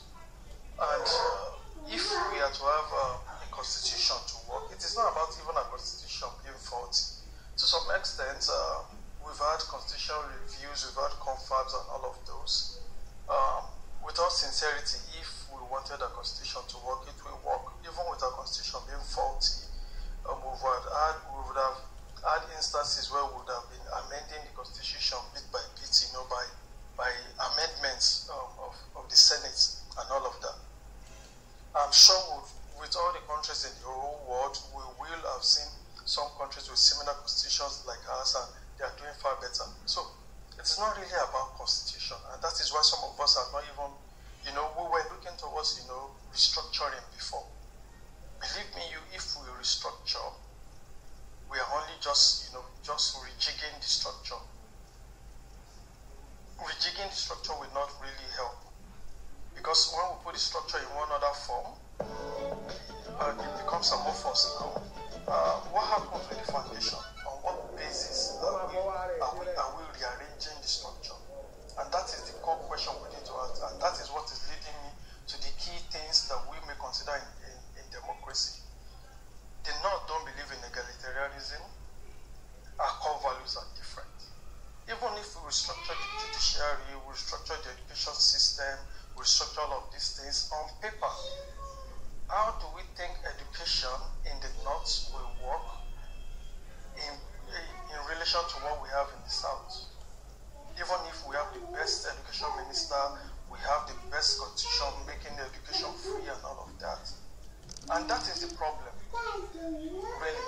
So that is one, looking into why democracy is, what democracy is all about, what constitutions are all about, and what they should be for, and why I think they may not work in the context of Nigeria, even if we have to restructure, even we have to rewrite the constitution. The basis at which the constitution is the fault. We've had good leaders that may have come up at one time and say, you know what, let's do this, let's do that. Even with the faulty constitution, some things can still work out. Really. If that zeal to make it work out is there. Something, for crying out loud, look at what we've been having in recent years. Before now, we've had the constitution. Look at when we just had Supreme Court governor. Look at when we just had Chief Justice of the Federation being removed. And the constitution has always been like that. We never had that. So the system will keep messing up and will keep having more anomalies.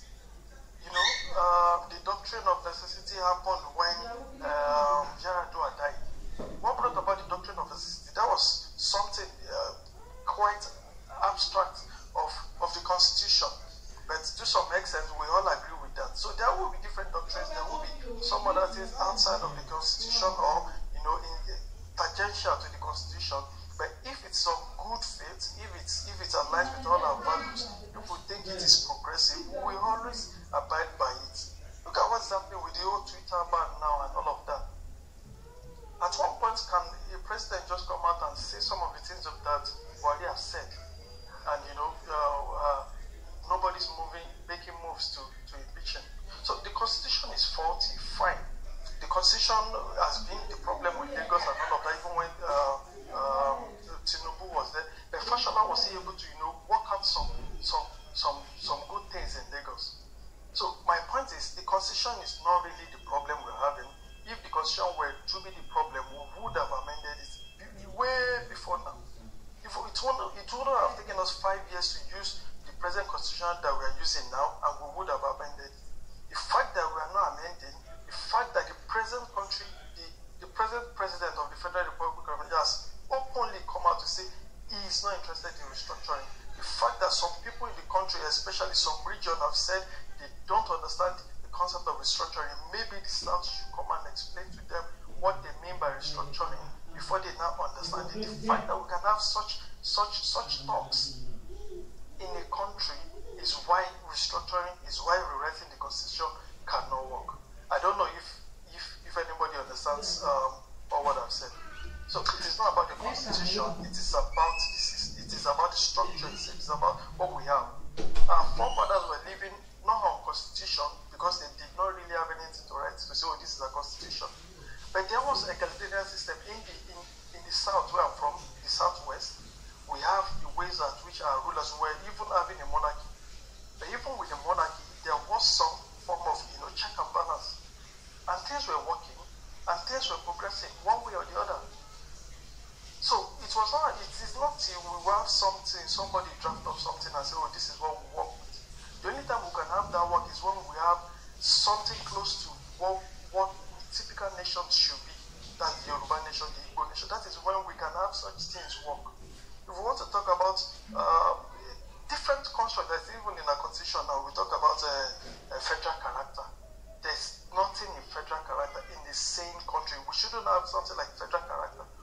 something like quota system. These are things we are saying. These are things that are reflections of the present constitution we are having.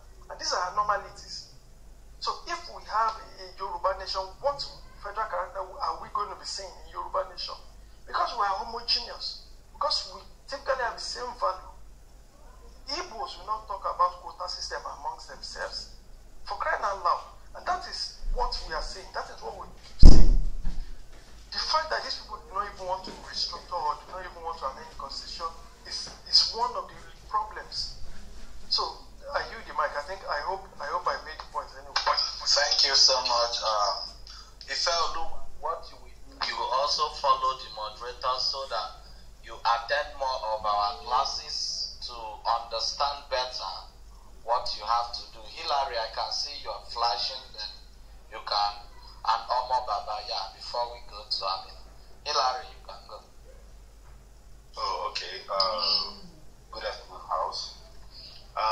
Coming to the question that Ifeoluwa asked and the answer that H gave, I think it is possible to really rewrite the Constitution.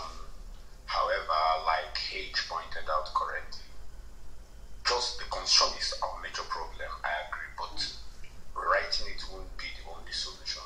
Because even if we rewrote the Constitution with this current crop of leaders and the basics we have right now, it will still be the same.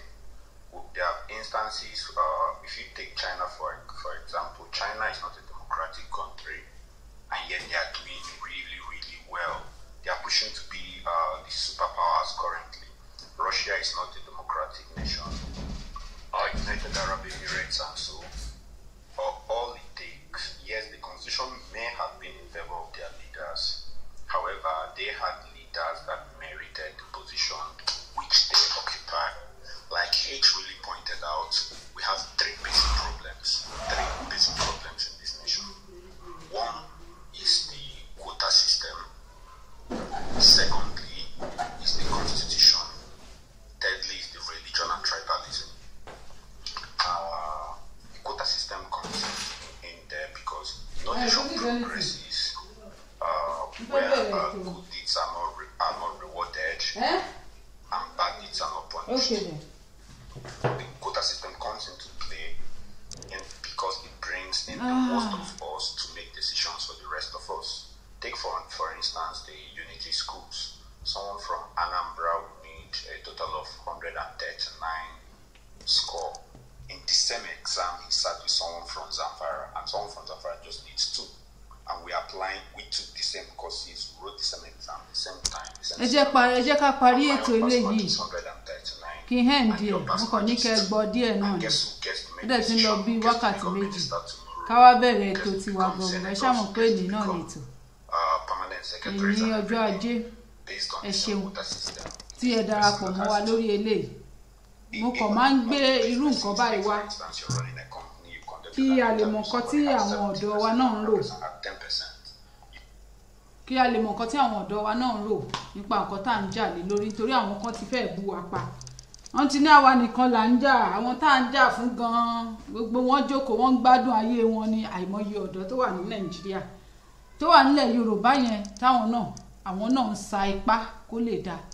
Ẹ jẹ́ ká wá parí kí hẹ́ǹdé léyìí kí wá bẹ̀rẹ̀ ètò tèmi gangan bẹ́ẹ̀ ni ẹ ṣeun.